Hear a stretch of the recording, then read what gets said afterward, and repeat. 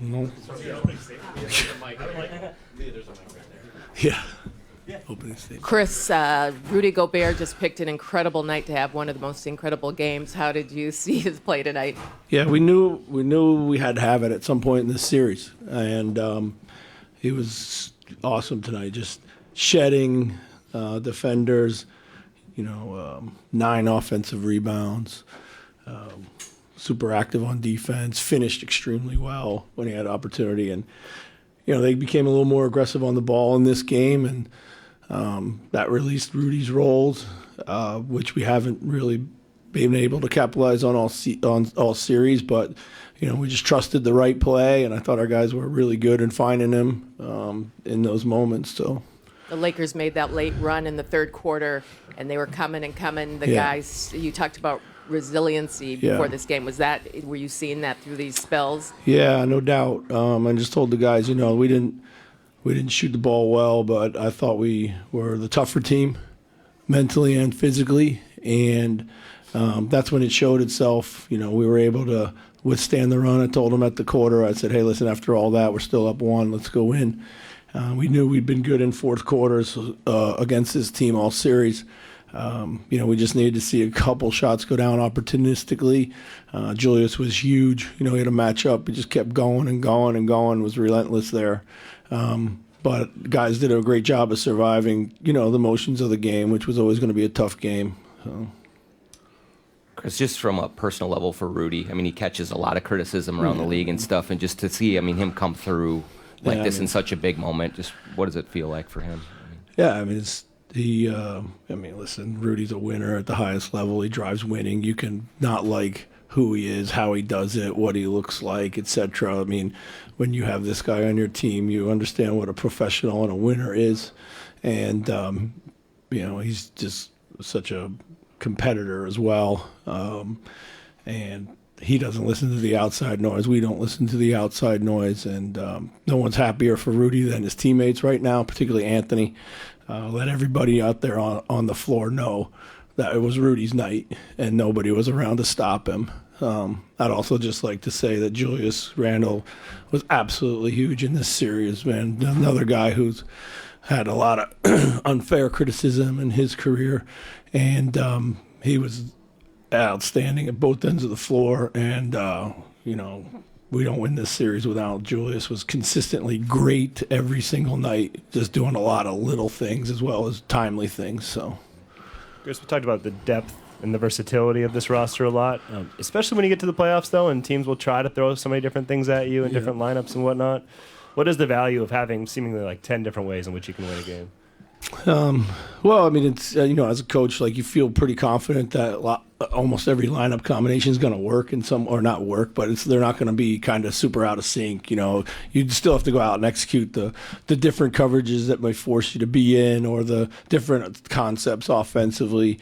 Guys moved pretty easily between those things in this series, I thought, as they threw different stuff at us. We got a great game. I thought it was Nikhil's best game of the series. Didn't necessarily shoot it, but he made a lot of really good plays, moved the ball, cut, found the next guy, found Rudy a bunch. We needed Rudy and Nikhil desperately to come into this series, and it was perfect time today. So, Chris, you talked before this series, before the season, about having more three-point shooting and being kind of a little bit more of a balanced attack. You mentioned not shooting well in this game, but did you like the shots that you were generating? Yeah, I love the shots. My God, I thought we got a ton of wide open looks. I think our guys were just tight a little bit, to be honest. They were trying to will the ball in at one point.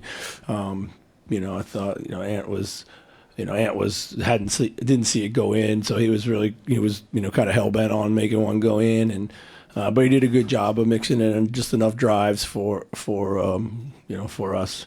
But I thought for the most part, every other three-pointer that we generated was pretty much wide open. If we make those guys, early in the game, then maybe we have a better lead at halftime. But you always want to keep shooting when you're open, but given just how cold you were in the second half. Was there a message from you or the team like, hey, we're having success finding Rudy getting to the rim, let's focus on that aspect, or was it just run the offense as is? Anyone who knows anything about shooting knows that what happened on the last shot has zero to do with what's going to happen on the next shot. We did say that there were opportunities to drive and multiple drive these guys, but no, we stay confident in our shot if they're good open shots in the flow. So, Chris, I know it's not the end goal for you, but the franchise has now reached the second round, 2 consecutive seasons. That's never happened before. What can you say about the way you and your staff have been able to establish success with this franchise, and what do you think it means to the fan base to see success maintained like they've never seen it before, perhaps? Well, certainly very proud of the accomplishment that we've had in the last 2 years and in our entire time here. I have the most outstanding staff, like super intelligent. I mean, the game plan that they put together for this series was spot on and easily conveyed to our guys, and they executed it to a high level. We are very proud of our fan base. We think we have an unbelievable fan base. We want to give them something to cheer about. I think what I'm super happy with this team right now is, we're not satisfied. We got a long way to go. We'll regroup, but we were certainly going to celebrate this because this team took a lot of shit through the season, and that was set against the backdrop of a really good run last year. But, every team is different, and every team has to come together, and every team has to go through pain. And every team has to figure it out, and this team figured it out. It's just that's what you have to be. It's an 82-game season, and you just have to keep fighting through it. And our guys fought. They fought through it, and then I'm happy that they are able to achieve something that no other team has been able to do in the history of the franchise, which is go back to the second round 2 years in a row. Now, there's a lot bigger goals out there, but for the moment, we'll be pretty happy about that. Chris, you've spoken often about Christmas time, January being a key moment in the season for Julius when things really started clicking with that facilitator role. He's got a player option. It's essentially kind of a contract year for him. Just what does it say about him that in a year when he could be hitting the open market, he's been willing to take fewer shots and see his scoring numbers go down, maybe for the good of the team overall, and just what does that maybe say about him as a player in person? Yeah, I think it speaks volumes. I mean, he understood. I think coming in, he was trying to kind of navigate everything coming in. I think he was happy for the fresh start in Minnesota. I think he was in a place where he was embraced and loved, and we just had to figure out how to best employ him. I go back to the game at the Garden. He took barely 3 shots. I think he was just the offense hummed in around him and through him. He played defense, and that had to be an incredibly emotional game. Like the maturity to do that, and we were just starting to find ourselves at that point. Like we weren't an established product at that point in time, so he could have easily gone in there and made it a revenge game, but he didn't. And we won that game, which was a huge win for us at the time. It kind of set us up into that Christmas run. And I thought, again, he played outstanding on Christmas Day in Dallas. And that's, just, again, that kind of all snowballed from there. And I would also say when you talk to Julius, he realizes that talent and the abilities of his teammates. And he wants to, he wants those guys to succeed as well. And he knows he needs to help create opportunities for them. So, Chris, you said before the season, we got to be cool with whoever closes, closes games, and Rudy didn't close these last 2. Go with that Nas and Julius group.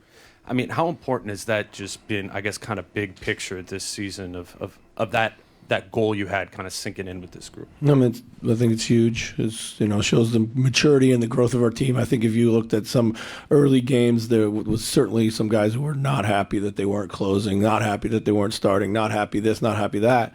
And they, to their credit, they put it all aside. The team started playing better. Everybody realized that, hey, it was gonna work that way, and I wasn't always gonna get it right, and I've owned that from day one. But once we started getting the results, guys could see it and feel it, and if it wasn't your night, moved on, and the next night it probably was. So, it's a little sign of maturity, which is we'll take that. Chris, you guys couldn't buy a 3 all night, but then not surprised that Mike is the one that comes through just right when you need it. Just his steadiness there. Yeah, I mean that's Mike. Mike fought his tail off in this series. It was really hard for him to get in kind of any rhythm offensively. He had a lot of good looks early in the game, but if there's a guy who's got nerves of steel and going to make big shots and has made a ton of them for us, it's going to be Mike. I can't remember the play exactly like who fed him, but when he let it go, I was like, oh, this one finally looks like it's going to go in the basket. And it did. Awesome. Thanks, Thanks, you guys. Guys, we're going to